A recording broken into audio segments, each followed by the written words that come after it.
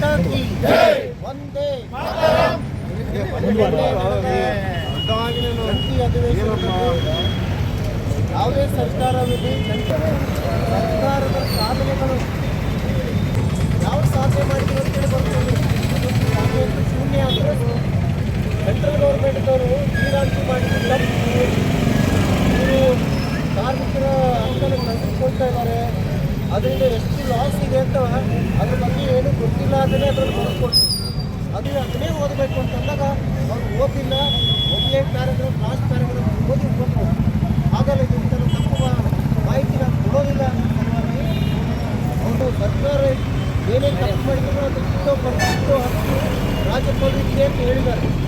ಅವರು ಅಪೋಸಿಷನ್ದಾಗಿದ್ದಾರೆ.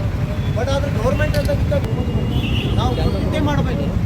ಅಂದರೆ ನೀವು ಅಪೋಸಿಷನ್ದಲ್ಲಿ ಇದ್ದಾಗ ಒಂದು ಕಾನೂನು, ನೀವು ಪಕ್ಷದಲ್ಲಿದ್ದಾಗ ಒಂದು ಕಾನೂನು. ರಾಜ್ಯಪಾಲ ನಾವು ಯಾಕೆ ಪ್ರತಿಭಟನೆ ಮಾಡ್ತಾ ಇದ್ದೀವಿ ಅಂದರೆ ರಾಜ್ಯಪಾಲರಿಗೆ ಭಾಷಣ ಬರಬೇಕಾದ್ರೆ ಏನು ಕೊಡಬೇಕಂತ ಗೊತ್ತಿಲ್ಲ.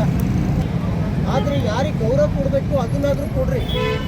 ನಾವು ಇವತ್ತು DK ಹರಿಪ್ರಸಾದ್ ಅವ್ರಿಗೆ ಏನು ಹೇಳ್ಬೇಕಂದ್ರೆ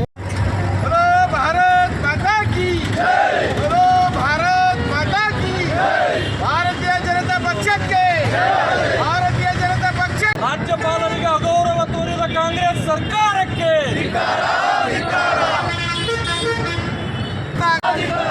ಏನಿದೆ ರಾಜ